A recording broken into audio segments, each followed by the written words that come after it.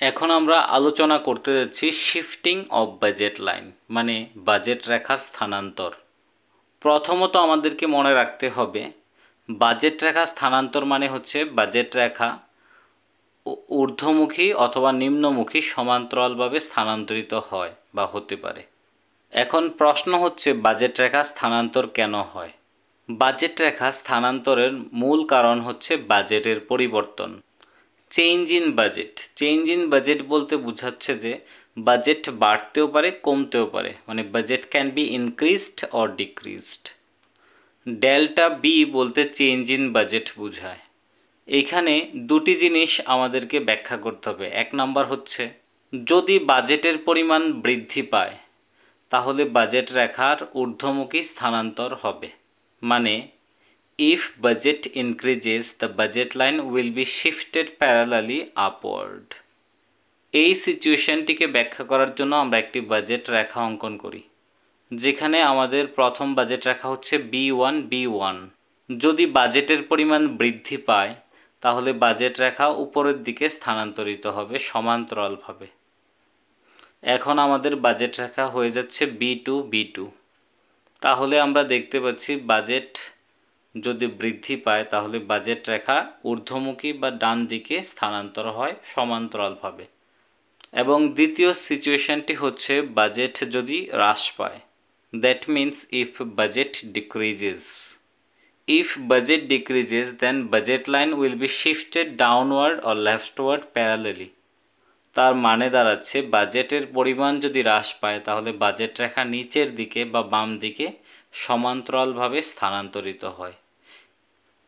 এই সিচুয়েশনটিকেও আমরা একটি চিত্রের মাধ্যমে দেখাতে পারি, যেখানে আমাদের প্রাথমিক বাজেট রেখা হচ্ছে B1 যদি বাজেটের পরিমাণ হ্রাস পায় তাহলে বাজেট রেখা হয় B2 তার মানে বাজেট রেখা নিচের দিকে বা বাম দিকে সমান্তরালভাবে স্থানান্তরিত হয়, বা বাজেট রেখা নিম্নমুখী বা বাম দিকে সমান্তরাল স্থানান্তরণ ঘটে।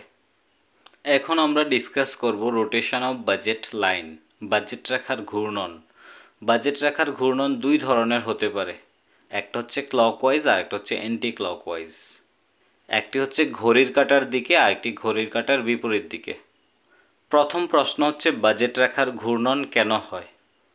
That means why budget line will be rotated. Budget রেখার ঘূর্ণন হয় যদি এক্স এবং ওয়াই দুটি দ্রব্যের দামের মধ্যে যে কোনো একটি দাম পরিবর্তিত হয়। যদি এক্স দ্রব্যের দাম বৃদ্ধি পায় বা হ্রাস পায়, অথবা ওয়াই দ্রব্যের দাম বৃদ্ধি পায় বা হ্রাস পায়, দুটি একসাথে হলে হবে না।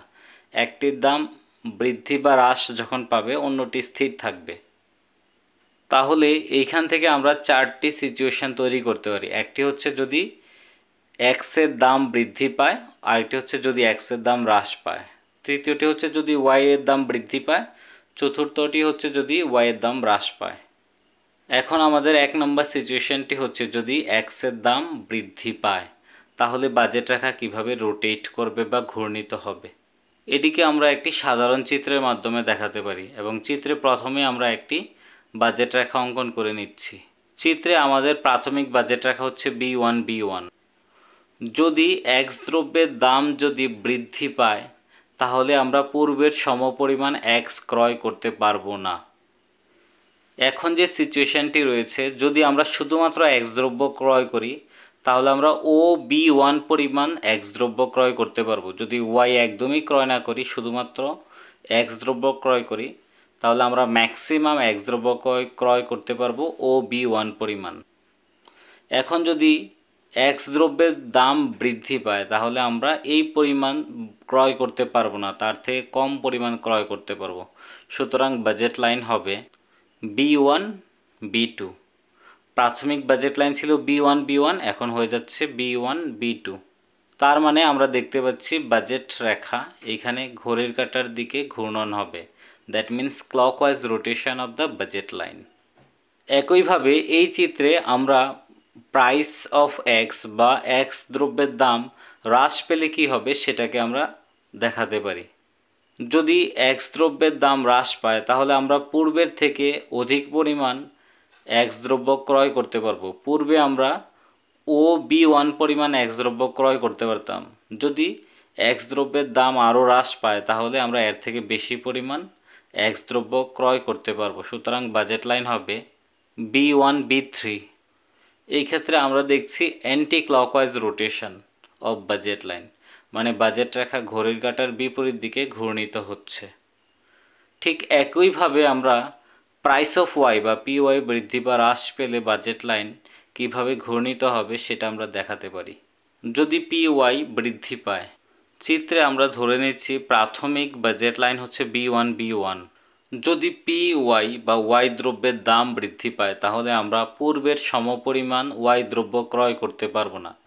এখন আমরা যদি আমাদের সবটা বাজেট ওয়াই দ্রব্য ক্রয় করতে আমরা ব্যয় করি তাহলে আমরা ও বি ওয়ান পরিমাণ ওয়াই দ্রব্য ক্রয় করতে পারি সর্বোচ্চ। যদি ওয়াই দ্রব্যের দাম বৃদ্ধি পায় তাহলে আমরা তার থেকে কম পরিমাণ দ্রব্য ক্রয় করতে পারবো। সুতরাং আমাদের বাজেট রেখা হবে বি ওয়ান বি টু বা বি টু বি ওয়ান। তাহলে এই ক্ষেত্রে বাজেট রেখা ঘড়ির কাঁটার বিপরীত দিকে ঘূর্ণিত হবে, that means anti clockwise rotation of the budget line. আর যদি ঠিক উল্টো সিচুয়েশনটি হয়, যদি পি ওয়াই যদি হ্রাস পায়, মানে ওয়াই দ্রব্যের দাম যদি হ্রাস পায় তাহলে কি হবে?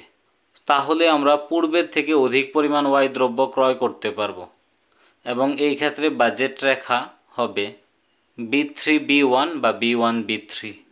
তার মানে বাজেট রেখার ক্লকওয়াইজ রোটেশন বা ঘড়ির কাঁটার দিকে ঘূর্ণন হবে।